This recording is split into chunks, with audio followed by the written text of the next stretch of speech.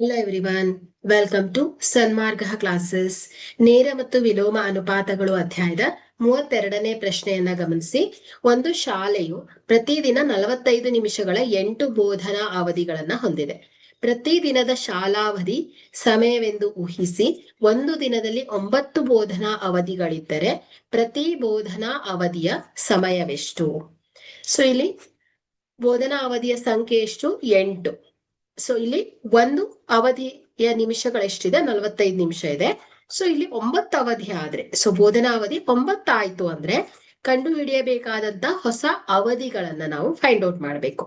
Okay, so ಈ ಒಂದು ಪ್ರಶ್ನೆ ಏನಿದೆ ವಿಲೋಮ ಅನುಪಾತಕ್ಕೆ ಸಂಬಂಧಿಸಿದಂಥದ್ದು. ಸೊ ಇಲ್ಲಿ ಶಾಲಾ ಸಮಯ ಬದಲಾದ ಕಾರಣ ಏನಾಗುತ್ತೆ? ಪೀರಿಯಡ್ಗಳ ಸಂಖ್ಯೆ ಏನಾಗುತ್ತೆ ಅಂದ್ರೆ ಪೀರಿಯಡ್ಗಳ ಸಂಖ್ಯೆ ಹೆಚ್ಚಾದಂತೆ ಪ್ರತಿಯೊಂದು ಪೀರಿಯಡ್ ನ ಅವಧಿ ಏನಾಗುತ್ತೆ ಹೇಳಿ ಕಡಿಮೆ ಆಗ್ತಾ ಹೋಗುತ್ತೆ ಅಲ್ವಾ? ಸೊ ಹಾಗಾಗಿ ಇದು ವಿಲೋಮ ಅನುಪಾತಕ್ಕೆ ಸಂಬಂಧಿಸಿದಂಥದ್ದು. ಸೊ ಹಾಗಾದ್ರೆ ಇಲ್ಲಿ ವಿಲೋಮ ಅನುಪಾತದ ಸೂತ್ರವನ್ನ ಉಪಯೋಗಿಸಿದ್ರೆ, so N1 into T1 is equal to N2 into T2. So ಇಲ್ಲಿ 8 ಗುಣಿಸು 45 ಈಸ್ ಈಕ್ವಲ್ ಟು 8 9 ಗುಣಿಸು ಇದರ ಅವಧಿ ಏನು X ಅಂತ ಇಟ್ಕೊಳ್ಳಿ.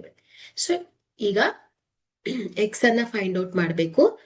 ಎಕ್ಸ್ ಈಸ್ ಈಕ್ವಲ್ ಟು 8 ಗುಣಿಸು 45 ಡಿವೈಡೆಡ್ ಬೈ 9. ಸೊ 9 ಒಂದೇ 9.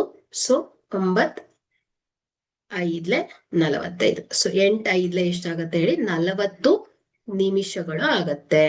ಓಕೆ, ಸೊ ಹಾಗಾದ್ರೆ ಇಲ್ಲಿ ಬೋಧನಾ ಅವಧಿ ಜಾಸ್ತಿ ಆಯ್ತು ಅಂದ್ರೆ ಸೊ ಪ್ರತಿ ಕ್ಲಾಸ್ನ ಅವಧಿ ಅಂದ್ರೆ ನಿಮಿಷಗಳೇನಾಗತ್ತೆ? ಕಡಿಮೆ ಆಗತ್ತೆ ಅಲ್ವಾ?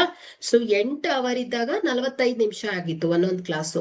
9 ಕ್ಲಾಸ್ ಆಗಿರೋದ್ರಿಂದ ಪ್ರತಿ ಕ್ಲಾಸು ಎಷ್ಟು ನಿಮಿಷ ಆಗತ್ತೆ ಹೇಳಿ? 40 ನಿಮಿಷ ಆಗತ್ತೆ.